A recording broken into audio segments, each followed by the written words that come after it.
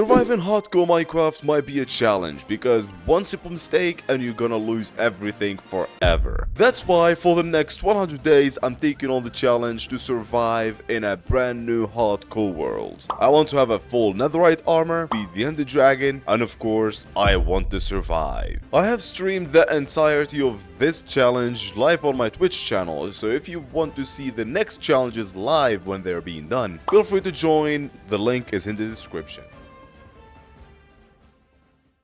When I started this hardcore world, I had one clear goal in mind, and that is to survive by making myself some diamond armor, and that was the goal for this first 10 days. So this world started normally. We got some wooden tools and then upgraded them to stone tools just like usual. And then I of course got myself some food so we do not starve to death, because remember, we are trying to survive 100 days, not 100 seconds.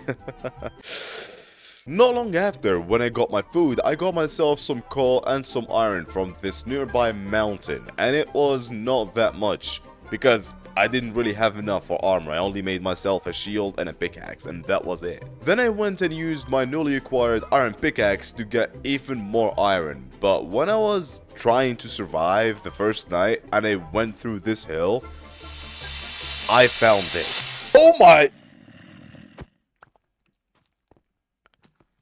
Yeah, that was kinda crazy. In my search in the greatest place of all time to survive, I was looking for villages so we could get some easy food. We found one, it wasn't the greatest, I just permanently borrowed all of their food. I did not have that much protection, so surviving in this world is not going to be possible without any protection, so it was time to go caving. I found this massive cave and I ended up killing a chicken jockey, which gave me a pretty insane music disc. It's going to be the best music disc in the game in my opinion for a long time. In this cave I got so much iron and coal, and the cave only kept getting bigger, like holy. And not long after I found my first diamonds. I invested my first diamonds for the greatest invention of all humankind, a jukebox, so we could actually listen to this fine tune. Yeah, that's enough of that disc, I do not want to get copyright. After listening to that fine tune, I kept farming diamonds and slowly upgrading my armor and tools to diamonds. Because like I said, my focus for these 10 days was to get diamond armor and diamond tools, because we're not playing around here. Not long after, we got ourselves full diamond armor, and when we went outside, I found one of the rarest things in Minecraft, a creeper shaped cloud. That's what I was trying to say the first time. Try and say that 5 times in a row. Seeing that was something really cool, because that was my first time ever finding that thing. And right underneath it, I found an igloo, and I kinda did something pretty evil. Like, let's not talk about it, alright? Let's just like not talk about it. And right after my little evil activity in the, not evil activity in the igloo, we got ourselves another village, and this village was the one, because I love this village, and this is where everything is gonna go down. I of course trapped all the villagers, set my camp in there, and it was time to get to work. And that takes us to day 2, where we went from day 10 to day 20, and in this 10 days, so much has happened. First, we settled in our new house, put in chests and furnaces, or furnace, it doesn't matter. I then started working on the first farm, which was a sugarcane farm, because we will need a lot of sugarcane. I flattened and cleared an area for it, and I did not have any sugarcane, so I had to go and farm some sugarcane from the nearby lake. It didn't take me long until I got enough and just finished the farm. After the caving time that we had last time, I had a lot of raw ores, so I had to smelt them so we could use the ores in the future. Because we will need all of them, trust me. I needed food, so I started working on animal pens, because in these 10 days I was determined to build some needed farms in my hardcore world. So I started collecting wood for them and cleared the area to start a cow farm, and I actually ended up building it pretty fast. So fast that I also did another 2 pens for pigs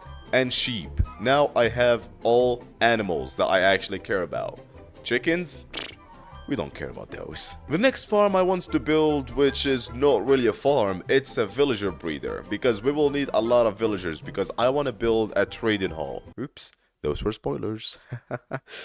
Well, of course, I did not have any materials for the villager breeder, so I went to go caving for a bit and get all of those. It didn't take me long, so I started building it right after I got all the materials. And moving the villagers in there was not very hard because I already had so many villagers trapped in there, so 50% of my job has been done already. The villager breeder was working fine, and all of my sugarcane has grown, so I just spent the rest of the day breeding animals and collecting my sugarcane, and that was basically it for the 10 days of day 2. And that takes us to day 3, days from 20 to 30, aka the Nether and the Dragon chapter.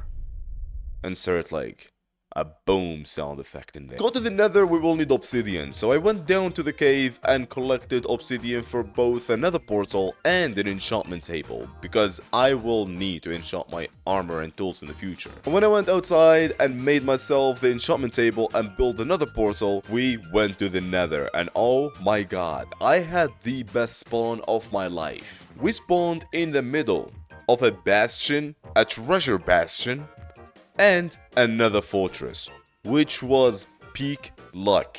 That just gave me hope that this world is gonna go for so long. I went on and explored the fortress and got a blaze spawner, so I just farmed it a little bit for blaze rods until I got 11 blaze rods, which is more than enough. I also collected some XP from cords because I wanted to enchant my pickaxe, at least with fortune 3, so I could just go and mine some materials because right now we're broke. Okay, we're broke. Remember when I told you that we will need to smelt all the ores? Well, the gold comes in play in here because I took off my gold and traded with some piglins, which ended up just being a waste because I did not get a single ender pearls from that. That got me depressed. So I went to the other option of what other logical people would do. I started farming under... Yeah, I just traded with villagers. It took some time, but it's whatever. Those villagers gave me enough ender pearls so I could start my journey into locating the end gate. That was not hard at all because it was not that far away from my house. Like, how lucky can I get more than this? Like, oh my god, I feel like I'm paying Minecraft for this seed. Dragon fight was like any other dragon fight. It was pretty simple, pretty easy. I'm not gonna take your time and just tell you that I started breaking pillar after pillar and then the dragon yeah, I'm not gonna do that to you. I appreciate your time and I will take care of your time, alright? After the dragon fight, I needed an elytra and oh my god again. I swear to god, I'm not cheating. I literally spawned next to a city with a boat, which means it had an elytra. Like, what is going on? After we got the elytra, I just went back home and we just used all of the XP we got from the dragon fight to enchant all of my stuff. I did not get the best enchantments, but the enchantments I got were like good enough. But we will definitely get better in the future. And that takes us to day 4, aka day 30 to day 40. We just got ourselves an elytra, but to fly it we will need fireworks, like, that's obvious, right? That's why we need a mob farm, and that's what I spent the next 10 days doing. I start by getting and breaking 3 and mending on my elytra so it does not break, since it's the only elytra I have, so it would be sad if it breaks, right? And to build the mob farm, I needed to gather materials. Again, like, gathering materials and building stuff is going to be an occurring theme in this video, so prepare yourself. Gathering the materials actually took me a long time because it's all just building blocks. A lot of building blocks. But the design was pretty simple because I built the same design in every single hardcore world I ever play, so I don't think there is anything I need to talk about in this, except it's like an all mob farm, but gunpowder is the only thing I always use in it. The link is in the description if you want to build it for yourself, so. Here we are, the big day 5, the middle point of this challenge. Day 5 was super different. I'm joking, it wasn't. I needed to build an iron farm because if I want to gather emeralds, I wanted to trade iron for emeralds because it's the best trade in my opinion. If I zombify all the smiths and the armorers, they will give me 1 emerald for 1 iron. I did not do that yet, but I will do it in the future. So building this iron farm was no brainer because I have a plan to get a beacon in the future as well, so we're also gonna have iron for that. First things first, I looked up a design on YouTube, of course. I am I cannot design an iron farm. I'm not that smart, alright? And the iron farm I found was basically 4 iron farms that drops into one shoe, and it was super efficient. So we had to do the same cycle again. Collect the material, build the farm, AFK in the farm for a little bit, get the materials. The only time-consuming part about this farm was transporting the villagers, but it was not that boring since I streamed all of this on Twitch. And after transporting all the villagers from my villager breeder, I already had all the villagers ready in there. I just needed to get the zombies inside the farm, and the farm will just start working, just like that.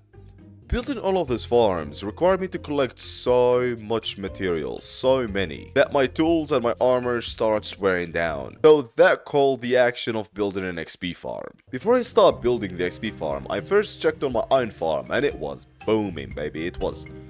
ooh, so crazy. I went ahead and got myself some spruce since it was one of my favorite blocks to build with, plus it's not that hard to get, basically. Plus, if you build in a big farm like this that does not require different blocks, 1 block of spruce logs is equal to 4 planks. So instead of like getting 4 stacks of building blocks, you can get like 1 stack of spruce planks or spruce logs, and that will basically halve the time and effort that you will take to gather all of the material. I built a very simple design. The link is in the description as well if you want to build it for yourself, but this farm is probably one of my favorite XP farms because it's super easy and it gives me XP super fast. After I was done building it, I just collected so much XP so I could enchant my armor again, and I finally got a decent set of armor, but this is not the final form of my armor. I will just let you know that. Day 60 to day 70, I dedicated to villagers and building a villager trading hall. Because we all know that villagers are the most OP entity in the game, so, well, I need to abuse that. I started preparing a place for the trading hall, and that was next to my villager breeder. For the build, I used a combination of spruce wood and stone bricks, because those are the blocks that I have large access for, and they are pretty easy to collect. Plus, they look good. And right after I built the entirety of this villager trading hall, it was time for the boring part, dealing with villagers. And since I built my villager breeder so long ago, I had so many villagers ready to be transported. I started with a few Fletchers because that was the only good way to make money and XP early game in my world. But I will definitely replace them in the future because I already have the plan with the armors and the smiths. And right after that, I started trading with librarians because that's where the money is. I started trading with them on stream for a little bit, and then I realized how boring that was, so I just ended the stream and just continued trading with them off stream, so I'm the only one who gets bored and not you guys. Like, day 70 to day 80 are the days where I started closing up on the mid game and I started getting into the end game. I started this 10 days by labeling all the villagers that I have traded with off stream because I got a lot of good trades, like protection 4 and breaking 3, mending, sweeping edge, sharpness. I first started by putting mending on my armor and tools so we can utilize the XP farm to fix all of them and not having to make others. And I finally got rid of the Fletchers and replaced them with a couple of smiths, an armor smith, a weapon smith, and a toolsmith. Right then where I realized that I need to start working on getting myself netherite armor or else I'm not gonna have enough time. So I started collecting materials to make TNT, sand, and gunpowder. And then took all of that and went to the nether and started blowing it up. Also, for some reason, this creeper is trying to act like a pig, like, huh? Going with the TNT did not get me really far, plus I ran out of gunpowder, so I had to resort to my other method, which was blowing beds, baby. And I already had so many sheep, so I already had half of the materials there. But unfortunately, that was it for day 8, aka day 70 to 80. In day 80 to day 90, I got right back into mining netherite using the bed method. And when I got enough ancient debris, I remembered one key component. To upgrade your diamond armor to netherite, you will need yourself a netherite smithing template. And I did not have any of those. I went to the bastion I spawned next to and got it with a lot of gold. And I almost died to a brute, so I'm not going there anymore. But right when I found the netherite smithing template, I realized that I did not have enough diamonds. So you know what that means? we went back to the caves, baby, but this time I had my Fortune 3 pickaxe with me, so getting all of the diamonds was not a problem at all. It did not take me that long. I mined all of the diamonds with my Silk Touch pickaxe so I could break all of them again with a Fortune pickaxe once we go back home. And I ended up getting over 170 diamonds. I did not expect to have that much. I duplicated the template and upgraded all of my tools and armor to Netherite. And now we got the achievement Cover Me in Debris, baby. Once I got all of my Netherite armor, it was time for my final project, which is starting the work on my base. I wanted to go with a mountain base or like a hole in a mountain type base, so I started mining a hole in the mountain. And right after I started decorating it, I used spruce to go as pillars so it has some support and it looks realistic, plus it looks really nice. I of course stripped all of the spruce and then used a combination of stone bricks and stone as the walls for the base, since it was pretty simple and it was actually looking pretty nice with the overall aesthetic. But I couldn't do any more work on the base because my 10 days has been over, so I had to quit and join the next day. And now is the last day of this 100 days. Day 90 to day 100. First thing I did, I expanded the villager trading hall so I could get myself a feather falling 4 book because I was missing that enchantment. And I did not want to lose my world to falling to my death because that would be pretty dumb. I got back into working on the base floor. I start with a hardcore hard design. I used crimson stems and terracotta to design the floor, and then I worked on the wall design with a little arch and stairs. So pretty basic stuff for the walls, but it looks really cool. And to top it off, we made a little chandelier. How do you even say that word? I have no clue. But whatever that word, we made one of those in the middle of the base. Thanks to my girlfriend again for the inspiration for this build. Like, she was 100% responsible for the base decoration. And the last thing I did in this 100 days was to move my enchantment setup to this base. And I'm not gonna lie, it was such an amazing 100 days. So if you guys want more, and if you guys want the 200 days, feel free to like, subscribe, comment down below. Part 2, and if I feel like it, I might do that. But anyways, that has been it. I hope you enjoyed your time. I hope you enjoyed your meal if you watched this over where you were eating. I guess I'll see you next time.